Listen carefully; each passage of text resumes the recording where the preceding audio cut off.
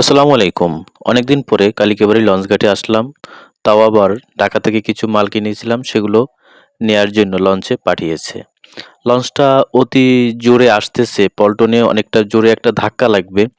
তার জন্য মানুষ হৈ হুল্লা করতেছে।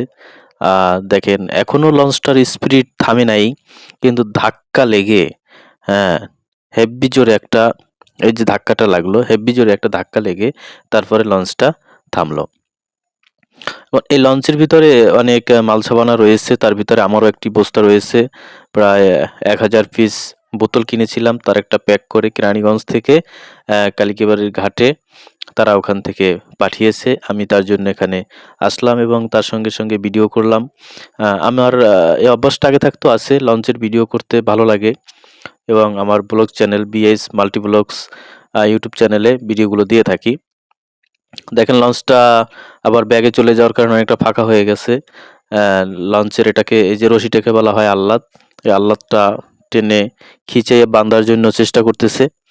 এমতো অবস্থায় ওই যে ভিতরে প্যাচ দিয়া রাখতেছে। তারপর লঞ্চটা সুন্দর মতো পাশে চাপাবে, যাত্রী সুন্দরভাবে নামতেছে। কিন্তু আমার মনে তো উকদুক উকদুক করতেছে যে আমার বস্তাটা কই, আমার বস্তাটা কই।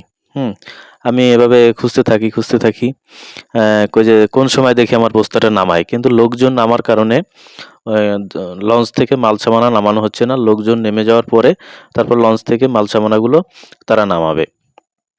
আমি বেশ আহ, অপেক্ষিত অবস্থায় রইলাম এবং দেখতেছি এই যে আমাদের হারুন ভাই ওখানে ভিতরে মাল খুঁজতেছে।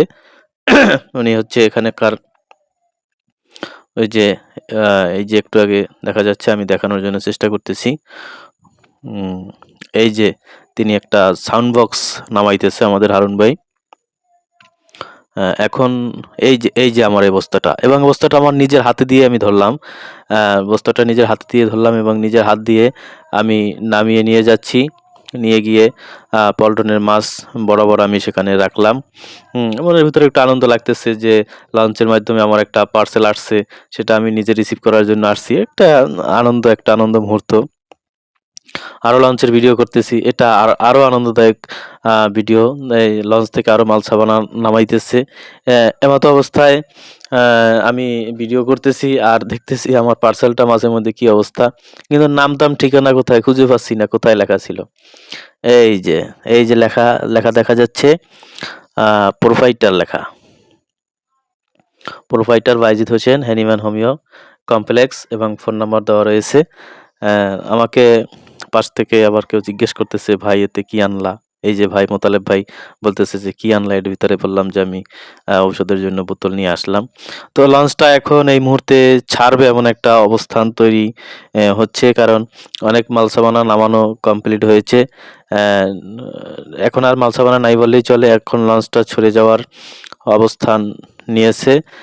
আমি একটু পিছনের দিকে গিয়ে উপরের দৃশ্যকে দেখানোর জন্য চেষ্টা করলাম যে এখানে লঞ্চের উপরের মানুষগুলো আমাদেরকে কিভাবে দেখতেছে। কিন্তু লঞ্চটা এই মুহূর্তে ব্যাগার দেবে, ব্যাগার দেওয়ার অবস্থান আর কি, লঞ্চটা ছেড়ে যাবে এরকম অবস্থান সৃষ্টি করতেছে। হারুন ভাই আল্লাদ ছুটিয়ে দিল এবং লঞ্চটা আস্তে আস্তে ব্যাগে চলে যাচ্ছে, খুব সুন্দর স্লো মোশনে। আর এদিকে ভাটাও নামতেছে আর লঞ্চটাও আস্তে আস্তে নেমে যাচ্ছে। তার লঞ্চটার নাম হচ্ছে, আপনারা স্পষ্ট দেখতে পাইতেছেন, এমবি পুবালি 1। এই লঞ্চটি আমাদের লাইনে একটু ভালো, একটু সার্ভিস ভালো দিয়ে থাকে। তবে দেখা হবে আর কোনো পরবর্তী ভিডিওতে। এখানকার মতো বিদায় নিচ্ছি। আসসালামু আলাইকুম।